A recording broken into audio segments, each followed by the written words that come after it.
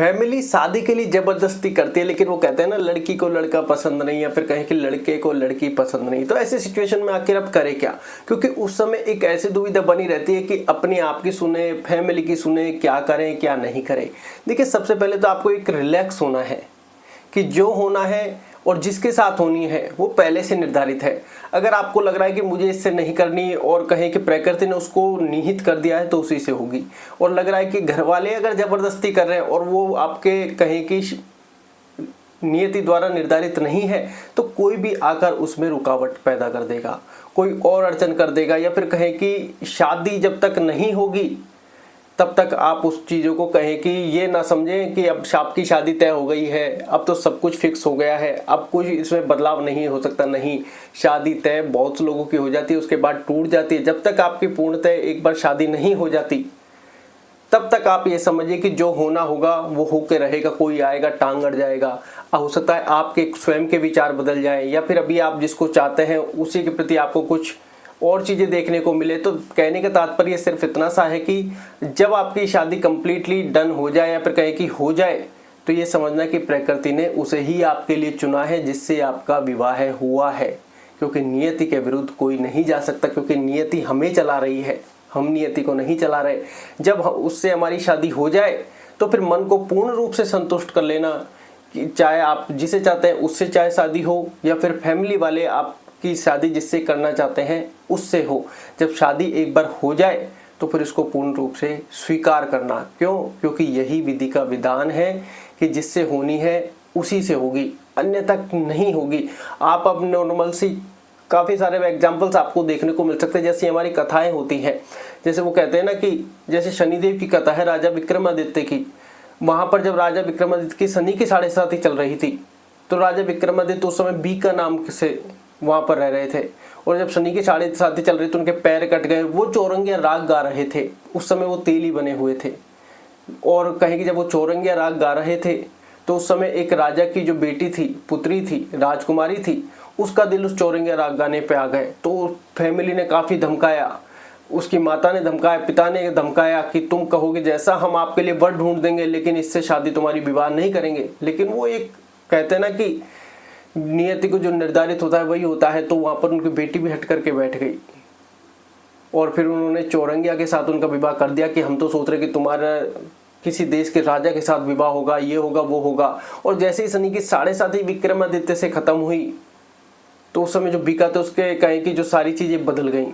अब सबको पता चला कि ये राजा विक्रमादित्य है। तो भाग्य के लिखे को कोई नहीं मिटा सकता, चाहे कोई कितना ही प्रयास कर ले। और हम सब कहें कि हम हमारे अनुरूप नहीं चल रहे, हमारा काम शायद परेशान होना ही लिखा है, क्योंकि हमारी कहें कि लाइफ का एक पैरामीटर सेट है। आप हो सकता है आज आपका विवाह तय हो जाए, 3 महीने बाद या 6 महीने का टाइम ड्यूरेशन हो कि इतने समय के अंतराल के बाद हम आपका विवाह करेंगे, आपका परफेक्टली सारी चीज़ें डन हो गई है, लेकिन बीच में आएगा कोई टांग अड़ जा देगा, वहाँ से आपका विवाह का कनेक्शन टूट जाएगा। तब आपको ऐसा फील होगा कि यार ये सब क्यों हुआ।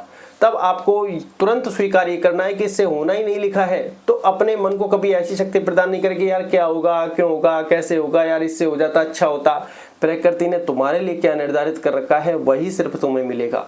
ये बात आप ध्यान रखें, चाहे कोई कितना ही जोर कर ले, चाहे कोई कितना ही जबरदस्ती कर ले। ऐसे एक दूसरी स्टोरी जो आती है वो है कहें कि जब भगवान श्री कृष्ण की रुक्मणी से विवाह हुआ तो उनकी पूरी फैमिली तैयार थी, लेकिन जो उनमें सबसे शक्तिशाली था उनका बड़ा भ्राता जिसका नाम रुक्मी था, वो श्री कृष्ण के बिल्कुल खिलाफ था। वो शिशुपाल से विवाह करना चाहता था और अपना नाम और करना चाहता, तो उसने सारे षड्यंत्र रच दिए, लेकिन क्या विवाह को रोक पाया? नहीं।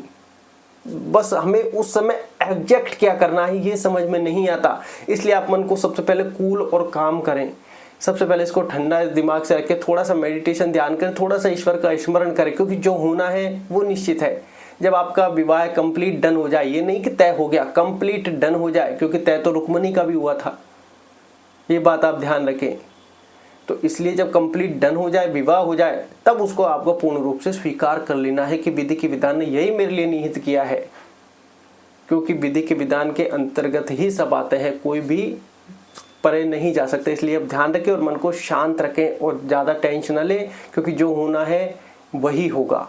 ये बात आप ध्यान रखें। और किसी के अगर सवाल होते हैं तो निश्चित ही कमेंट सेक्शन में डालते रहें। लेटेस्ट वीडियो पर कमेंट डालें। अगर किसी को अपनी वीडियो मतलब कहें कि टॉपिक्स हो और वीडियो नहीं बन पा रही तो आप लेटेस्ट वीडियो पर कमेंट्स करते रहें। ऐसा नहीं कि एक बार में 10-20 कमेंट्स हर 4-5 घंटे बाद या 3 घंटे बाद, जिससे जब भी नज़र पड़े उसी पर वीडियो बन जाए। क्योंकि कमेंट सेक्शन में सिर्फ 3 ही कमेंट दिखते हैं, उसके लिए बहुत ज़्यादा डीप फिर अंदर जाना पड़ता है। तो आप अपने अनुसार, क्योंकि हम सब लाइफ में फंसे हुए हैं या फिर कहें कि हम अपने विचारों में फंसे हुए हैं, जो एग्जैक्ट हमारे कंडीशन सामने होती है उस समय हमें समझ नहीं आता कि हमें क्या सेलेक्ट करना है, क्या चूज करना है, किसकी सुननी है।